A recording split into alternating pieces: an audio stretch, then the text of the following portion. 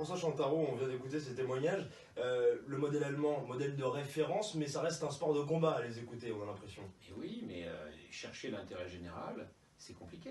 On est face à des acteurs qui n'ont pas les mêmes intérêts particuliers. Il faut parvenir à conjuguer tout ça. C'est très difficile. C'est pour ça que ça suppose une culture, des réflexes, un mode relationnel, du respect mutuel, de l'humilité, savoir qu'on peut détenir une part de la vérité. Bien sûr, chacun en détient, mais qui peut prétendre détenir toute la vérité? Les Allemands, du coup? Mais bien sûr que non. Les Allemands, qu'est-ce qu'ils font? Ils cherchent ensemble. Si vous voulez trouver un meilleur niveau de vérité, un meilleur niveau d'intérêt général, vous devez organiser la recherche collective.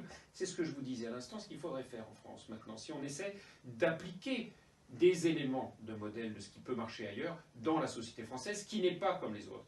En France, on a affaire toujours à un système centralisé. Eh bien, ce système centralisé peut prendre une initiative qui consiste à instaurer de façon hebdomadaire un système de consultation nationale. On recueille tous les avis, toutes les informations, toutes les pratiques. Oui, mais plus que des doléances, des informations. Et on recueille tout ça en provenance de tout le monde. On construit un agrégat synthétique, ordonné, de toutes ces contributions.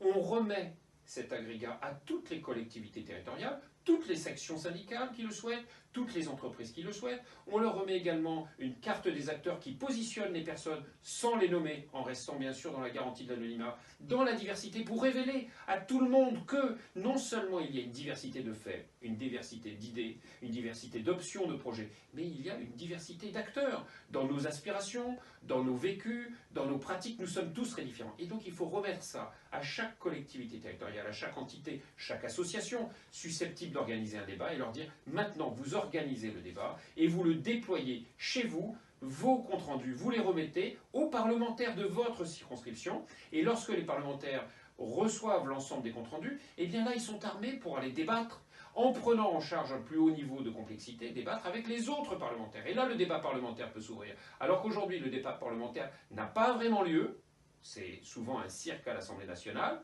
Il peut avoir lieu dans des petites commissions, bien sûr, il y a des parlementaires de très bon niveau. Néanmoins, on n'assiste pas à un débat parlementaire de qualité dans la mesure où ce ne sont pas les parlementaires qui font la loi. Ceux qui font la loi, ce sont les acteurs qui sont à la tête des administrations centrales, à la tête des cabinets ministériels, qui préparent tout seuls, et qui, une fois que le débat a eu lieu... Là, vous êtes plus ou moins en train de remettre en question la séparation des pouvoirs entre le législatif et l'exécutif. Mais qui n'a pas lieu. Au contraire, ce que je fais, c'est que je veux affirmer la nécessité de la séparation des pouvoirs. Et quand vous prenez l'article 16 de la Déclaration des droits de l'homme et du citoyen, on vous indique que cette séparation des pouvoirs est indispensable pour qu'une nation fonctionne.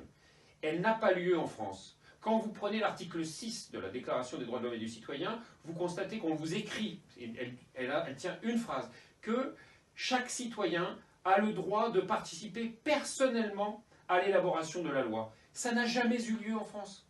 Il faut organiser la participation des citoyens à l'élaboration de la loi dans un processus législatif et laisser l'exécutif exécuter la loi à sa façon. On parle beaucoup du modèle français, on a parlé un petit peu du modèle allemand, on va parler maintenant du modèle des pays nordiques, qu'on présente souvent comme étant un grand exemple. 74% de taux de syndicalisation pour la Finlande, par exemple, suivi de la Suède ou encore du Danemark.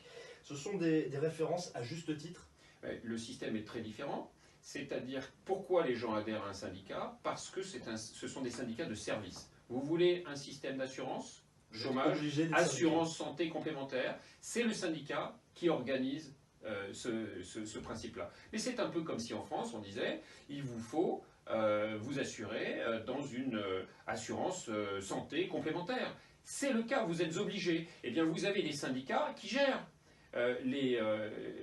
les instituts paritaires, comme Malakoff-Médéric, vous avez des organismes mutualistes qui gèrent, vous avez des organismes mutualistes qui gèrent avec l'ensemble de leurs mandants, et donc vous avez là des possibilités de donner la parole à ce type d'acteurs. Sauf que on ne fait pas le lien, et même ces organismes-là ne font pas le lien avec l'action syndicale, parce que de toute façon, structurellement et juridiquement, elle est décorrélée. Autre exemple, quid de l'Espagne, de l'Italie ou encore de la Grèce qui a quand même connu des cures d'austérité terribles que la France n'a pas vraiment connues. Pourtant on n'assiste pas à des pillages comme on a pu en constaté la semaine dernière sur les Champs-Élysées. Quel est le modèle du dialogue social, par exemple, en Grèce? Alors, pourquoi on assiste à ça en France?